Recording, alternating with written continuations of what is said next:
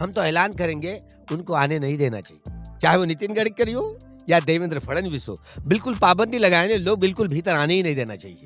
हमारा तो ये कहना है, हम ये ऐलान करेंगे, बिल्कुल नहीं ऐलान करेंगे। क्योंकि ब्राह्मणिज्म और बुद्धिज्म एक म्यान में दो तलवारें नहीं रह सकती। इसलिए पिछले बार जब कोरोना के पहले चल रहा था, अभी तक तो कांग्रेस पत्ते खेल रही थी, अभी बीजेपी पत्ते खेलने लगी। हमारे अलग-अलग भिक्षुओं को, अलग-अलग राजनीतिक लोगों को इकट्ठा आकर के वो रेशम बाग के मैदान में, सूरज भट्ट के मैदान में, इसलिए मैंने उनके मंच पर जाकर के उनका मंच, उनका माइक उठा करके उनका निषेध किया। मैं निषेध करता हूँ। अगर कोई मोहन मामा हो, नितिन गडकरी हो, ये देवेंद्र फडणवीस हो, अगर वो धर्मांतरण की घोषणा करते हैं ना, यहाँ धर्म के धारण करने के लिए मैं 3 शरण और 5 सील उनको दे दूंगा और 22 प्रत्येक गाँव का रटने के लिए कहूंगा। अगर वो मानेंगे तब ना, अगर नहीं मानते तो फिर बिल्कुल फटकने नहीं देंगे, समझे? साथियों जय भीम, मैं हूं इंजीनियर स्नेहा और आप देख रहे हैं द थिंक। इस वक्त हम खड़े हैं नागपुर के दीक्षा भूमि में और हमारे साथ है एक क्रांतिकारी विचारों से प्रणीत भिक्षु संघ के भिक्षु जिनका नाम है ज्ञान ज्योति भिक्षु महाथेरो। तो बहुत बहुत स्वागत करूंगी मैं भंते जी आपका। जय भीम, बंदामी। साधु साधु साधु। आज भंते जी से हम कुछ महत्वपूर्ण विषयों पर आज बात करने वाले हैं। 66वें जो धम्म क्रांति के महोत्सव पर आज हम प्रवेश करने जा रहे हैं। तो भंते जी सबसे पहले मैं तो यही चाहूँगी कि जो संपूर्ण देश के अंदर आज के दिन पर जो संदेश एक्चुअल में जाना चाहिए था, लेकिन प्रतिक्रांति के चलते कुछ और संदेश जा रहा है, तो कैसे बताएंगे आप इस देश के अंदर तमाम बहुजन समाज को, कैसे देखते हैं आप इस धम्म क्रांति को? देखिए, 14 अक्टूबर 1956 को जब बाबा साहब के नेतृत्व में यह धम्म क्रांति हुई, सामूहिक धर्मांतरण का बड़ा फंक्शन हुआ, तो विश्व में जितनी सारी तब्दीलियां हुई, राजनीतिक, सांस्कृतिक, आर्थिक, जो भी बदलाव हुए, उनमें सबसे बड़ा बदलाव ये बाबा साहब के ये धम्म क्रांति का दिन 14 अक्टूबर 1956 का माना जाता है। एक शब्द पर सारी दुनिया उठ खड़ी हुई और अपने अपने घरों के जितनी सारी देवी देवताओं का वो सब बर्बाद कर दिया, पानी में डुबा दिए। ऐसे किसी क्रांति में नहीं हुआ। जो बाबा साहब के नेतृत्व में ये एहसास कर रहे सारी जनता, सारी विश्व की जनता एहसास कर रही है। तो खून का एक बूंद भी न बहाते हुए इसने न्याय, स्वतंत्रता, समता और भाईचारा, इन मानवीय मूल्यों के आधार पर जो समता मूलक समाज निर्माण करने वाली यह जनतंत्र, यह लोकशाही, इतनी शुद्ध रूप से किसी राजनीतिक वैज्ञानिक को किसी प्रकार की ऐसी इतनी साइंटिफिक व्याख्या कर नहीं पाए बाबा साहब अम्बेडकर के अलावा। तो बोला विश्व को युद्ध की नहीं है, युद्ध से मनुष्य समाज की बार बार हानि ही हुई। मनुष्य समाज को बुद्ध की जरूरत है, इसलिए अनुयायियों को इतनी बड़ी, सबसे बड़ी जिम्मेदारी दे करके वो चले जल्दी ही चले गए कि भाई सारा विश्व, सारा जम्बूद्वीप बुद्धमय करना है। इसी के लिए हमारा, तुम्हारा, आपका, सबका जीवन पड़ा हुआ। लेकिन भूल-भाल गए लोग। 1 जनवरी 1927 को जब भीमा कोरेगांव के विजय स्तंभ पर गए, जो बाबा साहब का प्रेरणा स्थान रहा, जिसमें श्रमण संस्कृति और ब्राह्मण संस्कृति की इतिहास की जो दरार है वो बाबा साहब को समझ में आई और अन्य किसी व्यक्ति को नहीं समझ में आई। केवल एक ही वह व्यक्ति कि बाबा साहब को इस देश के श्रमण संस्कृति और ब्राह्मण संस्कृति के बीच की दरार समझ में आई, इसलिए बाबा साहब का वह प्रेरणा स्थान रहा। अगर बाबा साहब नहीं होते तो ये सारा चित्र कहाँ देखने को मिलता है। बोधिसत्व की पारमिया है, लोग तो यूं ही कहते हैं बोधिसत्व।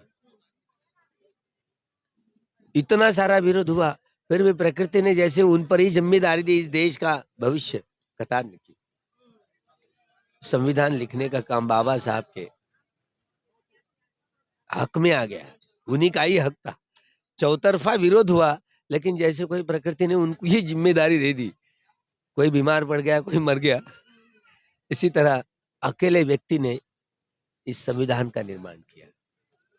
लोग तो आप लोग ये 390 प्रकार के स्वभाव वाले लोग हैं, चरित्र वाले लोग हैं, मानस वाले लोग हैं। ये 390 स्वभाव वाला मतलब त्रिपिटक में पुग्गल पंयति, और ये सुखा वेदना, दुखा वेदना, अदुखा असुखा वेदना, ये शारीरिक वेदनाएं होती है। सौमनस्य और दौर्मनस्य वेदनाएं, ये चैतसिक वेदनाएं होती है। ये 5 वेदनाओं के सहारे सहारे हम सभी मनुष्य प्राणी या मनुष्यतर प्राणी अपने अपने स्वभाव को बनाता है, निर्माण करता है। तो आप सभी लोग चाहे अपने आप को, जो हिंदू हो, बौद्ध हो, जैन हो, सिख हो, यहूदी हो, ईसाई हो, मुस्लिम हो, इस देश के उस देश के, ब्राह्मण या ब्राह्मण, इस वंश के या उस वंश के, इस प्रकार की बोली भाषा वाले या उस प्रकार की बोली भाषा वाले, इस प्रकार की वेशभूषा वाले या उस प्रकार की वेश, कोई फर्क नहीं पड़ता। आप लोग सभी राग रंजित, द्वेष दूषित, मोह मुड़ित होकर के काया वाचा मन के द्वारा काम करते हैं। शुद्ध चित्त से काम ही नहीं करना है तो भला शुद्ध परिणाम कैसे आएगा? आपको ये पता नहीं है कि आप किस स्वभाव वाले व्यक्ति हो। 390 प्रकार के स्वभाव वाले पुग्गल पंयति द्वारा बाबा साहब ने इसलिए 395 इस कलम में, आर्टिकल्स में इतना सारा संविधान करा। आप लोग कहते हैं महात्मा फुले का वाड़ा था ना, भिड़े वाला, 395 नंबर था, इसलिए बाबा साहब ने 395 कलम में लिखी। ये पुग्गल पंयति मानस को समझ पाए। बोधिसत्व का चित्त बड़ा शक्तिशाली होता है, इसलिए वो धर्मांतरण का यह इतना बड़ा प्रोग्राम बाबा साहब की ही एकाधिकारशाही और अन्य व्यक्ति की नहीं। लोग तो यूं ही कहते, कांशीराम जी कर रहे थे, अच्छा हुआ कि अगर वो लखनऊ का 14 अक्टूबर का अगर वो मसला होता है धर्मांतरण का, तो एक नई जोश, नए होश के साथ, नए जोश के साथ समाज परिवर्तन की दूसरी घड़ी बदलती, लेकिन ऐसा नहीं हुआ। प्रकृति को जो मान्य नहीं, क्या करेंगे। लेकिन बाबा साहब ने टिपिकल शब्दों में ये कहा है कि बुद्ध धम्म क्रांति और ब्राह्मणवाद प्रतिक्रांति। तो इतने सारे संदर्भ नई पीढ़ी पढ़ती है, लेकिन बातों को ठीक ढंग से समझ नहीं पाते। क्षण प्रतिक्षण, क्योंकि ये चाहे वो साम्राज्यशाही हो, भांडवलशाही हो, ब्राह्मणशाही हो, ये मार पुत्री को का काम करती है। भौतिक जीवन सजाने में सारी बाधाएं। कांग्रेस इसलिए ये जलता हुआ मकान है, जो इस घर में जाएगा जलकर के राख खाक हो जाएगा। इसीलिए ये कांग्रेस समता मूलक समाज निर्माण नहीं कर पाई। डॉक्टर बाबा साहब ने इसलिए शेड्यूल कास्ट फेडरेशन विसर्जित करते हुए रिपब्लिकन पार्टी ऑफ इंडिया ये निर्माण किया। प्रजासत्ता रिपब्लिकन, जो 26 जनवरी 1950 को इस देश का संविधान का उसका अमल हुआ। एक व्यक्ति, एक मत, एक मूल्य, चाहे व्यक्ति झुकी झोपड़ी वाला हो या जंगल पहाड़ वाला, कोई व्यक्ति हो। अभी राजा का लड़का राजा नहीं होगा, अब ये चुनाव से होगा, मत पत्रिका से चुन करके आएगा। जनतंत्र की ये मनु का पुराना काला काद जला करके भगवान बुद्ध का यह जनतंत्र इस सारे सभी जनता को दे दिया। तो कितना उपकार, कितना ऋण है बाबा साहब का। लेकिन बाबा साहब ने के अनुयायियों ने 3 अक्टूबर 1957 को रिपब्लिकन पार्टी ऑफ इंडिया को जन्म दिया। 1965 का जो जमीन का आंदोलन छोड़ करके बाकी इतने टुकड़े टुकड़े में बढ़ गई। बाबा साहब के अनुयायियों ने बाबा साहब के राजनीतिक दल का हाल, समता सैनिक दल का हाल, ये बुद्धिस्ट सोसाइटी ऑफ इंडिया का हाल चकनाचूर कर दिया। सब टुकड़ों टुकड़ों में बढ़ गया। तो क्या समझे, क्या बाबा साहब इसके लिए जिम्मेदार है कि बाबा साहब के अनुयायी? मतलब यही तो बात है कि क्यों ऐसा, क्योंकि कोई रिपब्लिकन पार्टी का जो भी खेमा काम करता है रिपब्लिकन पार्टी की घटना के अनुसार नहीं करता है। कोई समता सैनिक दल के जितने सारे खेमे हैं वो समता सैनिक दल के आधार पर, नियम के आधार पर काम नहीं करते। बुद्धिस्ट सोसाइटी ऑफ इंडिया कहने के लिए है तो, लेकिन बुद्धिस्ट सोसाइटी आधार के जो नियम बनाए हुए वो नियम के अनुसार काम नहीं करती। वो क्रांतिकारी अभाव बाबा साहब के अनुयायियों में रहा, इसका क्या वजह आप देखते हैं? आपने क्या विश्लेषण किया है इस चीज का? सद्धर्म को धारण करने में 66 साल ऐसे ही गए। इसलिए ये चाहे वो भिक्षु संघ में हो, भिक्षुनी संघ में, उपासक उपासिका संघ में, एक भी व्यक्ति आर्य सत्य का साक्षात्कार नहीं कर पाया। जबकि सद्धर्म के प्रचार के लिए बुद्धा एंड हिज धम्मा यह अंग्रेजी ग्रंथ लिखा बाबा साहब ने। उसके आखिरी के पृष्ठ पर 4 प्रतिज्ञा है। ये जीव सृष्टि असीम है, सीमा नहीं है। मनुष्य है, मनुष्यतर प्राणी है और सारे दुखी है। हम प्रतिज्ञा यह करते हैं कि सारे प्राणियों को वो दुखों से छुटकारा पाकर के मुक्ति के मार्ग में उनको सहायभूत हो। यह पहली प्रार्थना।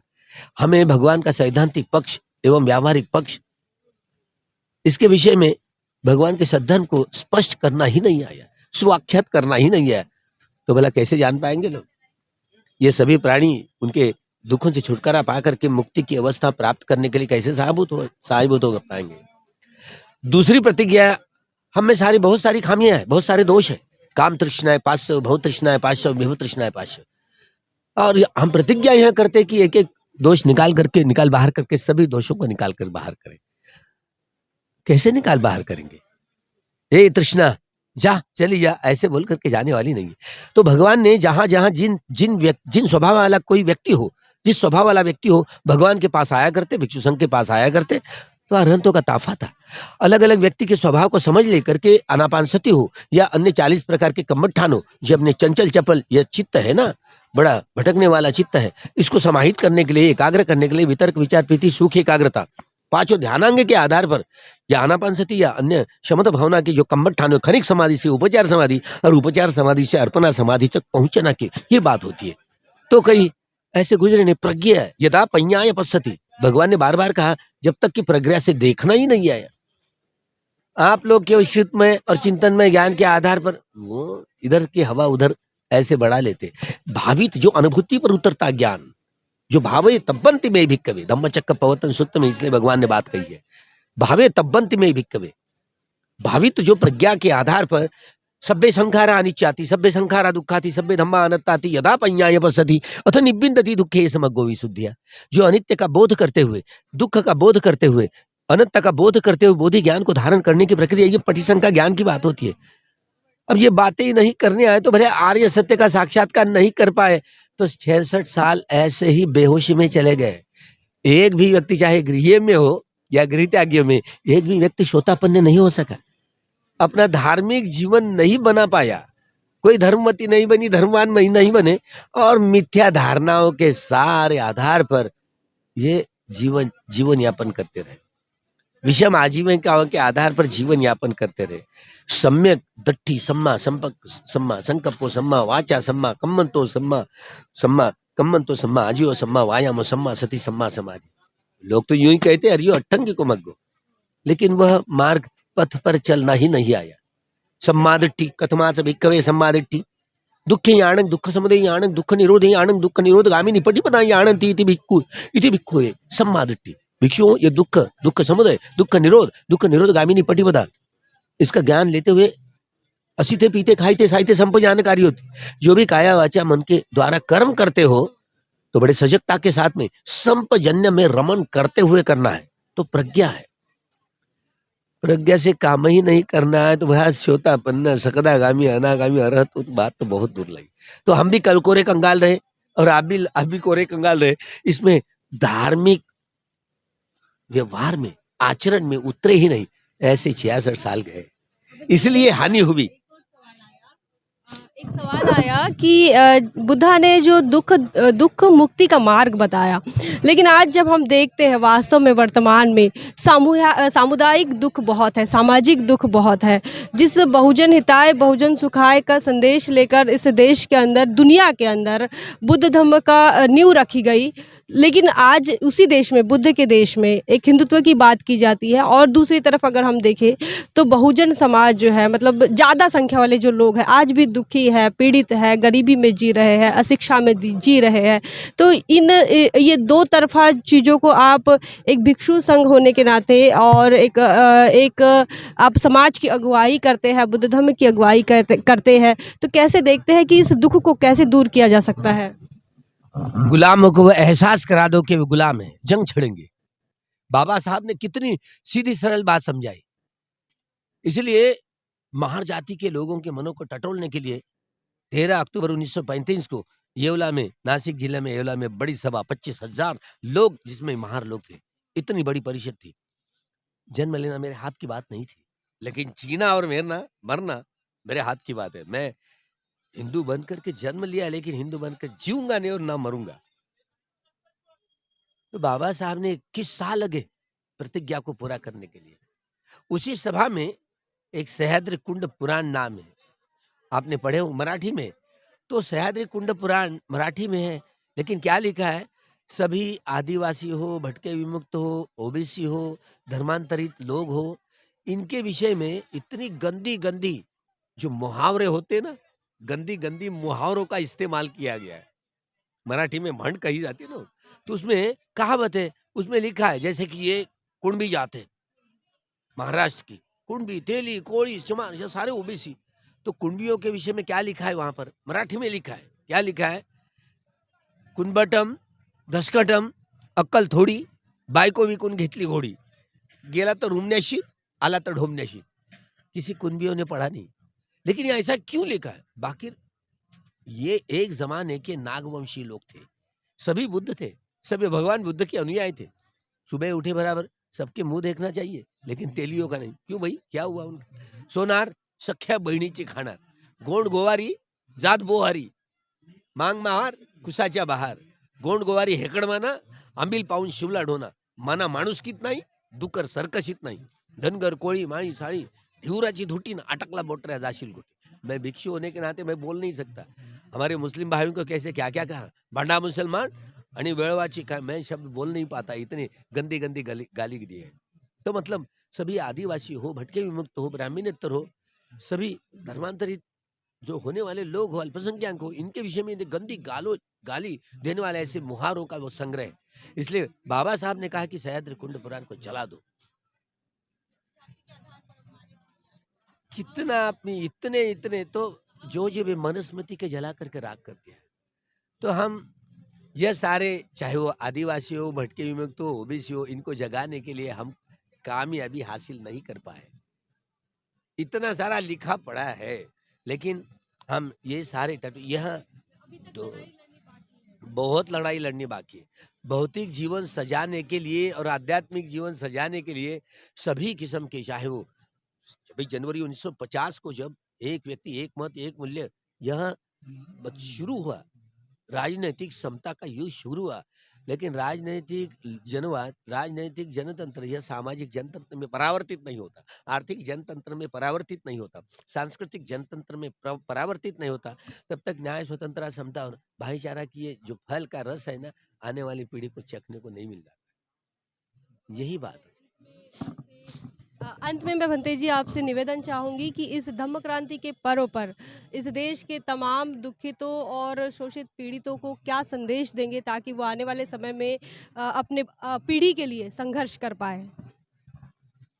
ये चाहे वो कांग्रेस हो, चाहे वो कम्युनिस्ट हो, चाहे वो नक्सल हो, चाहे वो बीजेपी वाले हो, चाहे वो हिंदू हो, कोई हिंदू पार्टी, यह सभी प्रतिक्रांति के खेमे वाले लोग हैं, प्रतिक्रांति के खेमे वाले लोग हैं. अगर चाहे 2024 नजदीक आ रहा है, ये ईवीएम का कलम इतना है, चाहे अमेरिका हो, यूरोप हो, ऑस्ट्रेलिया हो, जापान हो, विकसित राष्ट्रों ने इसका इस्तेमाल करके देख लिया है. और ईवीएम जैसे ये जैसे अलग अलग इंजीनियर्स होते, सॉफ्टवेयर इंजीनियर होते, वह अपना कोड डालते थे, जहाँ उसने डाला, किसी ने भी कोई बटन दबाई तो वह कमल के फूल पर जाता है. तो ये ऐसे हमारा होता है. तो ये ईवीएम सरकार है. जब तक कि आपकी जो राजनीतिक संगठन हो, सांस्कृतिक संगठन है, हो, आर्थिक संगठन है, जितनी सारी संगठन कल रास्ते पर उतरना चाहिए और आने वाले ऐसे समग्र सारे तबकों के लोगों को उठा करके, जगा करके 2024 को आने वाला जो चुनाव है ना, अगर वो जनतंत्र से होगा, ये ईवीएम से नहीं, अगर बैलेट पेपर से होगा, तो मुझे अगले 2024 को संसद में मैं आपके भरोसे मैं जाऊंगा. और ये तिरंगे झंडे पर ये धम्म चक्र है ना, आपकी संसद अंधी है, लंगड़ी है, बहरी है, उसको पैरालिसिस का अटैक आ गया, इसलिए गूंगी हो गई है ना, गूंगी हो गए. तो हम उनको पढ़ाने के लिए 2024 में जाऊंगा. ये हेतु बच्चे, आरंभण बच्चे, अधिपति बच्चे, अनंतर बच्चे, समानंतर बच्चे, सहजात बच्चे, अन्यंग अन्यंग बच्चे, निश्चय बच्चे, उपनिश्चय बच्चे, पूरे जात बच्चे, पच्चे जात बच्चे, आसेवन बच्चे, कम्म बच्चे, विभाग बच्चे, आहार बच्चे, इंद्रिय बच्चे, ध्यान बच्चे, मग्ग बच्चे, संपयुक्त बच्चे, विपयुक्त बच्चे, अति बच्चे, नत्ति बच्चे, विगत बच्चे, विगत बच्चे. ये 2400 कारणों का अर्थ बताऊंगा. डॉक्टर बाबा साहब ने राष्ट्रपति के भवन पर, वहां पर धम्मचक्र पहुंचना क्यों लिखा है? भगवान बुद्ध की मूर्ति क्यों रखी है? और लोकसभा के सभापति के आसन के पीछे धम्मचक्र प्रवर्तन क्यों लिखा है? राज्यसभा के सभापति के आसन के पीछे धम्मचक्र प्रवर्तन क्यों लिखा? ये 4 सिंहों की राज मुद्रा, उसका 32 आरे का चक्र ये क्यों रखा है? आखिर बात क्या थी? तो भौतिक जीवन सजाने के लिए देवो वसतु कालेन सस्य संपत्ति हेतु च प्रीतो भवतु लोको च राजा भवतु। यह धार्मिक राजा लोग हैं। तो धार्मिक ऐसे धम्म राजा आएगा तो यह बैलेट पेपर से आएगा 2024 को।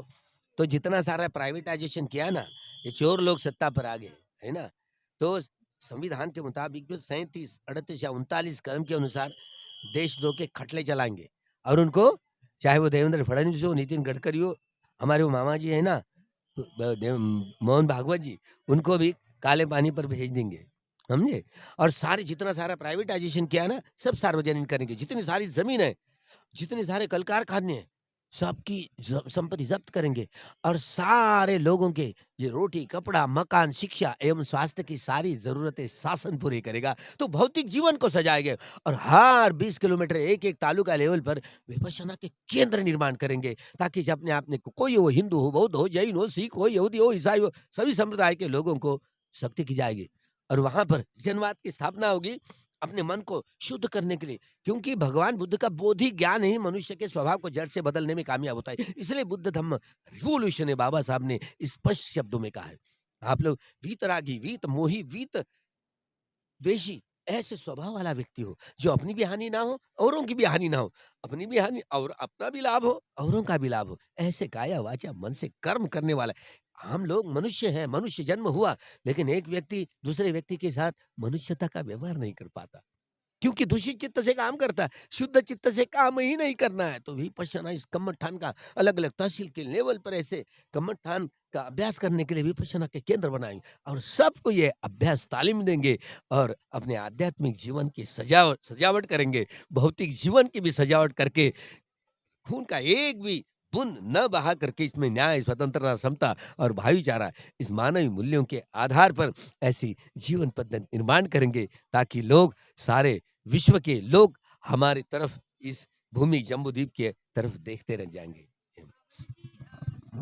दरअसल मेरे सवाल तो ख़त्म हो गए थे, लेकिन आपने जब संसद की बात कही, जब सत्ता की बात कही और जब आपने बताया कि संसद के अंदर और राष्ट्रपति भवन में किस प्रकार बुद्धिज़्म और बौद्ध प्रतीकों को बाबा साहब ने सजा कर रखा है।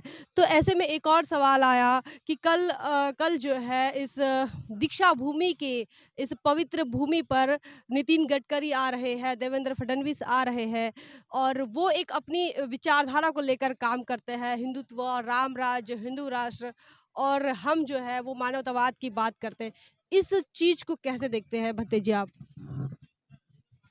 ये सत्ता है, तो जड़ ही वो सड़ गई है, तो क्या करेंगे? हमको लगता है कि हमारी दीक्षा भूमि है, हमारी दीक्षा भूमि है। हाँ, हमारे बाप की सबकी दीक्षा भूमि है, लेकिन चंगुल में फंस गए, मीठे के लिए झूठा खाने के लिए लगे। तो ये हाल हुए दीक्षा भूमि वाले, ये संस्थान के, इनके हाल हुए। तो लोगों की बात है, हम तो ऐलान करेंगे उनको आने नहीं देना चाहिए, चाहे वो नितिन गडकरी हो या देवेंद्र फडणवीस हो। बिल्कुल पाबंदी लगाएंगे, लोग बिल्कुल भीतर आने ही नहीं देना चाहिए। हमारा तो ये कहना है, हम ये ऐलान करेंगे, बिल्कुल नहीं ऐलान करेंगे, क्योंकि ब्राह्मणिज्म और बुद्धिज्म एक म्यान में 2 तलवारें नहीं रह सकती। इसलिए पिछले बार जब कोरोना के पहले चल रहा था, अभी तक तो कांग्रेस पत्ते खेल रही थी, अभी बीजेपी पत्ते खेलने लगी। हमारे अलग-अलग भिक्षुओं को, अलग-अलग राजनीतिक लोगों को इकट्ठा आकर के वो रेशम बाग के मैदान में, सूरज भट्ट के मैदान में, इसलिए मैंने उनके मंच पर जाकर के उनका मंच, उनका माइक उठा करके उनका निषेध किया। मैं निषेध करता हूँ। अगर कोई मोहन मामा हो, नितिन गडकरी हो, ये देवेंद्र फडणवीस हो, अगर वो धर्मांतरण की घोषणा करते हैं ना, यह धर्म के धारण करने के लिए मैं 3 शरण और 5 सील उनको दे दूँगा और 22 प्रतिज्ञाओं का रटने के लिए कहूँगा। अगर वो मानेंगे तब ना, अगर नहीं मानते तो फिर बिल्कुल फटकने नहीं देंगे, समझे? तो यही बात लोगों को आह्वान करता हूँ कि उनको बिल्कुल फटकने नहीं दिया जाना चाहिए इस पवित्र दीक्षा भूमि पर। तो बहुत-बहुत आभार भत्ते जी आपका कि आप हमारे साथ जुड़े और अलग-अलग विषयों पर हमारे साथ बात किए। आप देख सकते हैं समाज के अंदर जो भिक्षु संघ है वो लगातार जो है पूजा-पाठ इसमें लगा रहता है, लेकिन आज हम जिनसे बात कर रहे हैं वो समाज के अंदर लगातार जागृति फैलाने का काम करते हैं, इतिहास को नए तरीके से रखने का भी काम उन्होंने किया है। कई अगर आप उनके पहले के प्रबोधन अगर आप सुनते हैं कहीं पर भी, तो आपको समझ में आएगा कि किस प्रकार वैज्ञानिक दृष्टिकोण को उन्होंने रखने की कोशिश की। इतना ही नहीं तो सामाजिक और राजनैतिक दृष्टि से भी उनका क्या मानना है वो खुले तौर पर बताते हैं और साफ-साफ और स्पष्ट तौर पर बताते हैं। फिलहाल जो हॉट टॉपिक था इस दीक्षा भूमि पर यही हॉट टॉपिक है कि आरएसएस के प्रणीत लोग, चाहे वो नितिन गडकरी हो, चाहे फिर वो देवेंद्र फडणवीस हो, उन्हें चैलेंज करने का काम भंते जी इन्होंने किया है और उनका ये कहना है कि अगर वो बुद्ध धर्म का स्वीकार करते हैं तो उन्हें त्रिशरण और पंचशील और 22 प्रतिज्ञाएं भंते जी स्वयं देने के लिए तैयार है, लेकिन वो अपने राजनीतिक एजेंडे के लिए आते हैं तो उनका बहिष्कार करने की बात, उनका निषेध करने की बात भी भंते जी कहते हैं। इस संदर्भ में आपका क्या ख्याल है, आप क्या सोचते हैं, कमेंट सेक्शन में जरूर बताएं। बने रहे द थिंग पर। जय भीम, जय भारत। बहुजन विचारधारा को घर घर तक पहुंचाने के लिए हमारे YouTube चैनल को सब्सक्राइब करें, लाइक करें, कमेंट करें, शेयर करें और बेल आइकन की घंटी दबाना ना भूलें।